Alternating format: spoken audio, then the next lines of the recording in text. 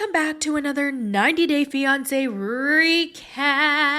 Let's get into this week's episode of Before the 90, Season 7, Episode 5. Should we just start with Faith and Loren? Yeah.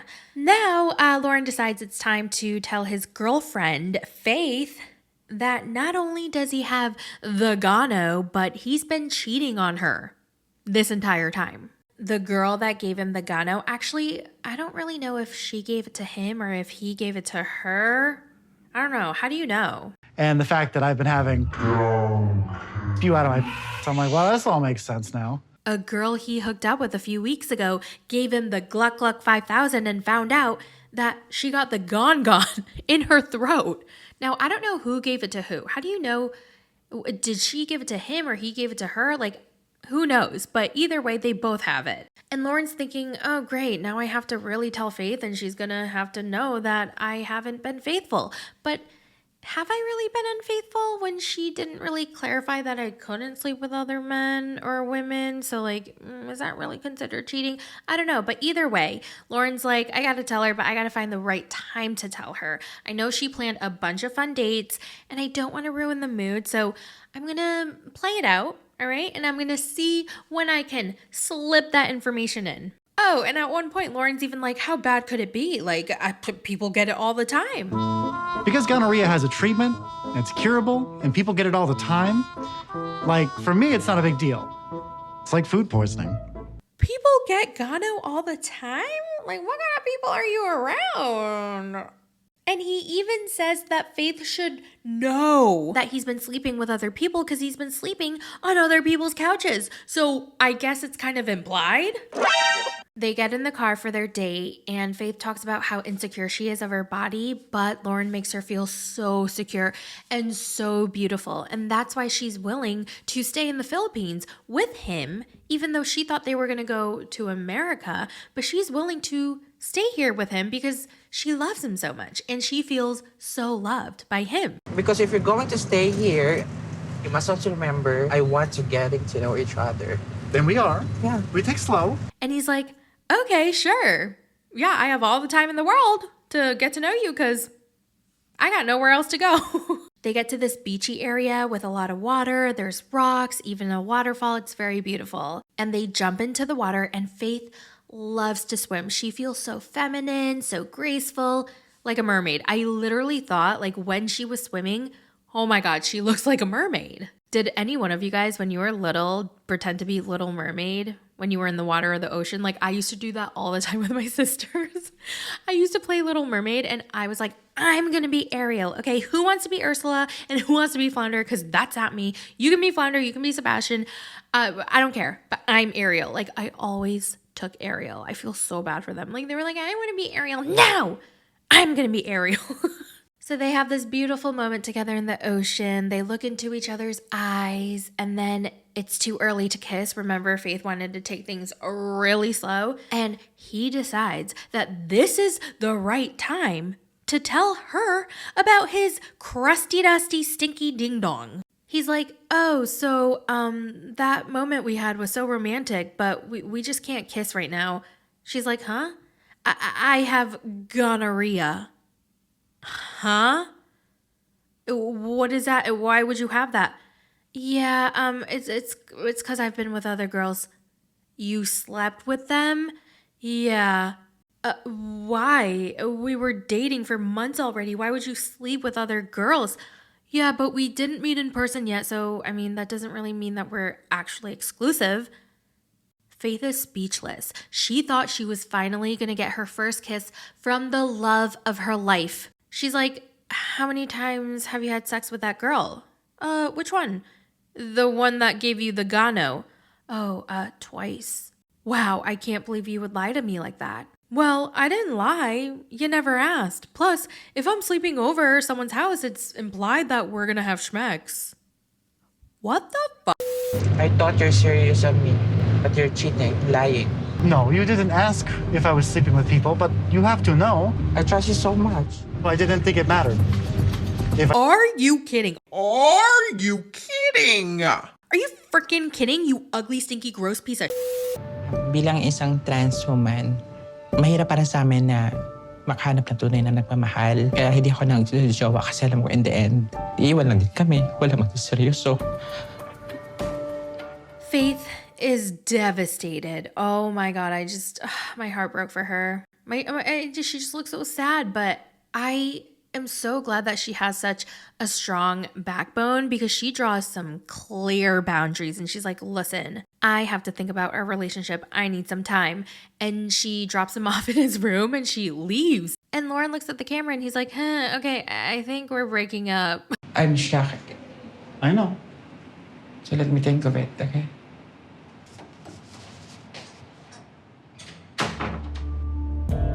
We're probably breaking up. Now he's probably panicking because he has nowhere to live. This was his retirement plan. Moving on to Tiger Lily and Anand. Their wedding looks gorgeous. I mean, it's by far the most beautiful, most stunning wedding we've ever seen on the show. There's a lot going on, and apparently she needs to have like different outfits. And she's like, well, maybe it's a cultural thing. No. Anand apparently just made it that way because he thought it'd be cooler and more fabulous to have multiple outfits. When they're getting ready inside the same room for their first looks, there's a bunch of people around and he's walking around shirtless. So she's like, wait, baby, why do you have your shirt off around all these people? Does that mean that I can take my shirt off too? Baby, I'm gonna take my shirt off since you have yours off. No, again, I'm going. I'm going to the swimming rig. Okay, I'll wear a bikini. He's like shirtless in our changing room with Shay here. And it's okay because he's a guy, but it's not okay for me to be alone in a room with men, fully clothed. This is definitely a double standard. Anand has about 4 to 5 people helping him with his suit. And Tiger Lily has no one. Oh no, she has one person, Shay. And she's like, how am I supposed to put on this big floofy dress all by myself when he has all these people helping him? Like, I need the help. Like, how am I going to put this on and do it all by myself? And she starts to think, is this how our marriage is going to be like? Like, the woman is beneath the men? Well, I guess you're about to find out. So she's sitting in her chair while he's still getting ready. She's waiting and waiting and waiting and waiting and waiting. And it only took 2 hours. Baby, I really need to get ready. Okay, there's only 5 minutes and I barely have anything on. So he's like, okay, I'm done. And she only has 5 minutes. Obviously, 5 minutes is not enough. The guests are waiting. Anand is getting paranoid. He's getting worried because it's not good to have guests waiting. And she's like, but I didn't have any time to put on the dress, okay, because you took all the time. Whatever. So he tries to calm her down. He's like, okay, baby, I'm sorry, baby. You look beautiful. In her ITM, she talks about how much she loves him. If she were to find out something awful about him, for example, perhaps he was a serial killer, she'd stay by his side and help him get help for serial killing. I mean, we all know she was joking, right? Like, that was obviously a joke, right? That wedding looked lit. Anand said that was the best party of his life, and you know who else had an amazing time? Cruz. He really enjoyed himself. He even said, I don't care if Tiger Lily and Anand never work out, this wedding was worth it. I guess Anand's family called it the Festival of Anand, and Tiger Lily goes, but what about me? I'm also a part of this wedding. Shouldn't it be Festival of Anand and Tiger Lily? Well, I'm the man, baby, so it's just Festival of Anand. What? In their last ITM of this episode, they are in their wedding outfits doing an interview and they just look at each other and they sound so robotic. At least Anand does, because he's like, I love you, honey. Yes, baby. I love you too, baby. You are the love of my life. You too, baby. I love you. All your life, I'm making you life so happy. I love you so much. I love you so much. Let's move on to Niles and Matilda. He's very sad because his parents don't support this relationship, and this is also a reason why he cannot propose. And he's also worried about not proposing because he knows that's going to upset. Oh, wait. No. Hold on. I take it back. He did propose. She wanted to get married, like have an actual wedding during his trip. So that's the reason why he cannot get married, because his parents don't support this. And he's so afraid of losing her. He doesn't want to ruin anything because he never ever thought he'd ever fall in love. But now that he has it, he doesn't want to lose it. It is difficult because I never thought love was something that could happen to me. And here I am, about to go across the pond to meet somebody who could love me. I don't want to ruin it. My goodness. I got so teary-eyed. It was so wholesome and so sweet. Now it's time to meet Matilda, and she helps her mom sell plantains. But she's not meant for this boring low-key life. She wants bright lights and big buildings. Also, she's pretty worried because the plantains haven't been selling as well. Lately, she's been struggling to even make half of what she normally makes. So that leaves her pretty worried. She tells her family and friends about Niles and how he has autism, and they don't really understand what it is. They don't, like, what is it? What does that mean? And some people even think it's a curse. Either way, she can't wait until Niles arrives because she's ready to plan the wedding and get hitched. And he better not get overstimulated or overwhelmed because this is very important to her. Now, do I think she's scamming? I think there's a chance. But I do find it weird that she's pushing him to get married like she wants the wedding the day he comes. Or not maybe the day, but during that trip, the first time they meet, she wants to get married. And he's going to have to tell her, he's going to have to break the news. Oh, but now that I think about it, a lot of couples on the show get married the first time they meet. So I guess that's really not that big of a deal then. Let's talk about Brian and Ingrid. So Brian is turned off by Ingrid's response to all of his past. She has no empathy. Like, how dare she? He doesn't understand why she keeps holding his past against him. Everybody has a past, but he's missing the bigger picture. It's because he's a liar. He lied on purpose. He lied by omission. He purposely did not tell her things about himself, about his drug-dealing past, because he knew, or he had an inkling that she wouldn't talk to him or give him a chance. And she even confirms this. She's like, yeah, I would have never talked to him or given him a chance had I known. And yeah, that sucks. And yeah, you might think it's not fair, but it is what it is. She's allowed to make those choices for herself. Anyway, they're out eating ice cream and the vibe is so awkward. Like, she's totally checked out. You can just tell she's done. There's no coming back. In my professional potato opinion, he needs to speak to a therapist about all of this as soon as possible because he's not understanding why she's upset, and that is concerning to me. Like, how do you not get why she's checked out, why she can't trust you anymore? How do you not know why she's turned off? Like, because you lied. Ingrid was actually waiting and expecting an apology from him. She thought he would say something like, sorry, I lied and I hid my past from you. I regret it. I shouldn't have done that. But no, he never apologized. He kind of played the victim. And I have a feeling that he probably does that often. Now, I'm not saying that he shouldn't feel like the victim because he is. I mean, a horrible thing happened to him. But I don't know how to explain this, okay? So whoever knows, whoever can read my mind, please explain in the comments what I'm trying to say. He drops her off at her house and they go their separate ways. But Brian is just not feeling good about this. He wants to show her that he's really sorry by not apologizing, but he's going to bring her some roses. He wants to show her that he still cares. And so he drives to her house with a big bouquet of roses. Now, I found it funny when he was at the flower shop and he was trying to ask the florist or the shop owner, oh, do you think girls will like this? Do you think my girlfriend will like this? And she was just like, yeah, add that and that and a dozen of those. That's what I would have done. I would have been like, add this, get a box of chocolates, get a stuffed animal. I love how he acknowledges that Ingrid had asked him for some space. He was literally like, yeah, I know Ingrid asked me for some space, but I'm still going to go over there to bring her some flowers. To show her how bad I feel. Wrong move, bro. Okay, not a good move. But I was wrong because her heart kind of melted because she loves roses. Roses are her favorite flowers. And he even got her a gift for her son. Now I'm gonna assume that really touched her, and I can't really blame her because I feel like if I had a child and the guy I was dating was so good to my child or thought about my child, like my heart would melt a little. I would feel the same way if a guy treated my dog like a princess. I'd be like, oh my God, you're my new future husband. and I think that tugged on her heartstrings a little bit because she was like, you know what, you can come inside. You can enter my house. So he meets her adorable son, Arthur. They open up the gift together, and he's a natural with the kid. And even she acknowledged that. She was like, he's great with the kid and means a lot. But by judging her interview scenes and the way she's speaking about him and the relationship, I do not think they're together. Guess who's back? Kookie's back. Rainy and Chitty are back. Yay! So Kookie and Pookie are chatting outside, hand in hand.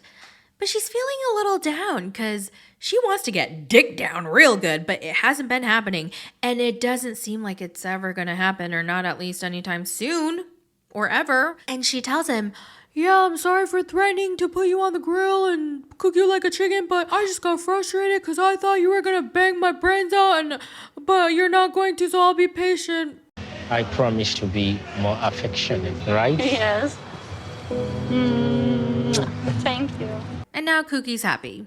For now. Next, they go to this animal sanctuary place, and oh my God, Kookie's fit is interesting. Those leggings, honey, they're giving LuLaRoe. They walk around the woods, and she's like, oh my God, Chitty, everything's so beautiful. I wish you could see. And he's like, yeah. So what do you see, Chitty? Nothing, just a big white blur. Suddenly, she sees a monkey. Oh, so cute. Hey, Papa. Oh, monkey. So cute. Oh, my God, this monkey. Papa. She starts petting it, and that monkey smacks her head away. It was so funny. She just smacked her hand away from him. Like, he knew that she was not good vibes. And she was like, get the fuck away from me, you evil witch. He's a little fatty. Okay, I almost had a stroke. Some of the things that Kookie says is just so messed up. Like, it's just whack. She has no self-awareness. When she's in the woods and she's mesmerized by all the beauty, she's like, oh, Chitty, I really wish you could see. She's like, what? There was another moment where she was like, are you sure you can't see? You can't say anything? Oh my God. So they have another conversation, and he's just not happy about it. He's like, I think her brain or her mind is in another world. I think it's in another universe. Like, I don't know what the she's smoking, but it's just not making any sense. You know the whole thing about being blind. Like, do you believe that you became blind spiritually? Like, the whole thing is spiritually connected? Because if you could see, I wouldn't be here. Your blindness is just not a normal occurrence. I mean, we've all been smacked in the face countless times. And what the? Vea and her ex-boyfriend Rory arrive in South Africa to meet her new boyfriend. And she's freaking the fork out because Sonny, her new boyfriend, has no idea that her ex-boyfriend is there with her. And she doesn't want to tell him right away. She's trying to hide him. She's like, go away. Don't come out. Like, we're going to go to the hotel separately and just pretend you don't know me. Like, I don't want him to see you. I just want to go out and meet Sonny. I don't want Sonny to see Rory, but we don't have a plan yet. That's the worst plan ever. In the next episode, it looks like Brian has more news to tell Ingrid. Loren confides in his ex-wife turned bestie about Faith. Matilda's brother warns Niles about her bad temper. Vea is still freaking the fork out. And Kookadoodle-Doo accuses Victoria of having dark energy and looking angry at her. Why are you always looking angry at me? I don't fuck with that. Like, why are you looking at why? Just stop looking at me like that. Tiger Lily quickly learns she might not have the same privileges as Anand does. Oh my God, baby. That's not fair. Like, what a double standard. Yeah, maybe. Maybe you should have looked into that. Okay? Whew. All right, y'all. Well, that's it for the recap. Let me know all your thoughts in the comments. And, oh yeah, I said I was going to talk about the last week's episode. You know what? No, I'm sure nobody wants to hear it. You guys already watched the episode. You guys already watched the recaps. I don't want to waste your time, okay? Because time is precious.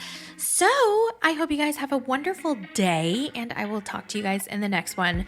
Bye. Welcome back to another 90 Day Fiancé recap. How is Arya? What the fuck was dead? I can't talk. What the?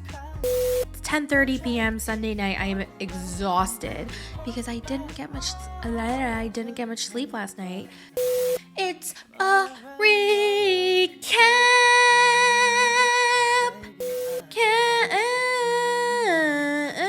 Wow, I can't harmonize. It was a very, very rough 2 weeks. I haven't felt that bad in a really long time. It was a rough month. I think it was a combination of a lot of things. Me moving, me having an existential crisis, me having to be stressed out about finances, and then on top of everything, these medications. Oh my goodness. So right now I'm not on any mental health medications, and I'm just gonna write it out for a little bit, and if I feel like I need them, then I'm gonna go back on them. But I don't really know what I'm doing right now, so I just figured I'll just let it be and figure it out as I go. So yeah, for the last 2 weeks, I was really, really lightheaded, and I don't know what was going on, but I do feel a lot better. Now, onto an apartment update. I have officially moved in, and it's, oh God, you guys, moving in is so damn stressful. Now, this is absolutely first world problems. Like, why am I complaining? I live in a very nice apartment. I love this apartment. I'm so grateful for this apartment, so I really should shut the fuck up. But here's another thing. Like, this is me not being positive. This is me focusing on the glass half empty. And I can, do that sometimes. I don't do it often, but when I do, I dwell on it forever.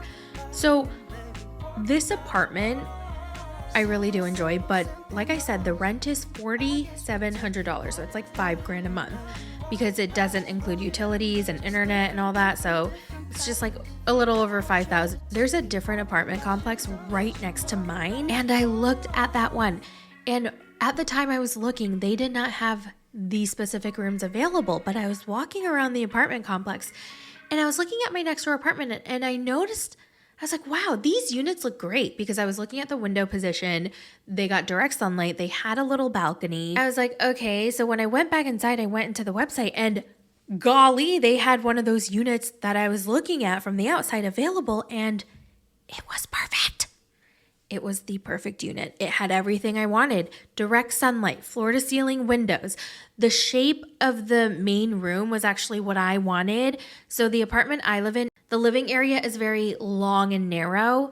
I wanted something more of like an open square plan. Does that make sense?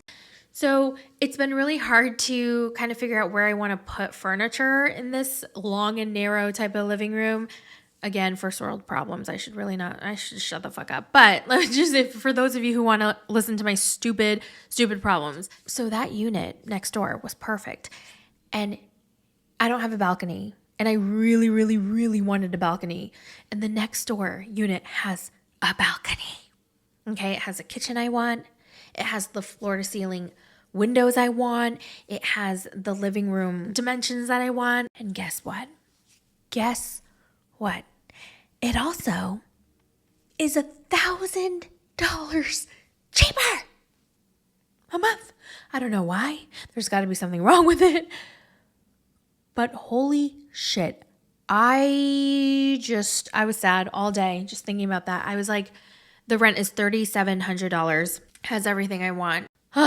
So all day, I was just kind of sulking. I was like, oh, I wish I did this. I wish I did that. But there was literally nothing I could do. So I'm trying to let that go and leave it in the past. So that's pretty much my personal update. I feel like I really needed this last week off, feel more energized, and I'm ready to talk about 90 Day Fiancé with you guys again. Simple minds.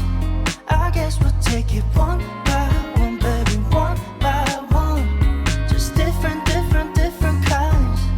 We'll try to take it one by one, baby, one by one. Too many problems. I'm already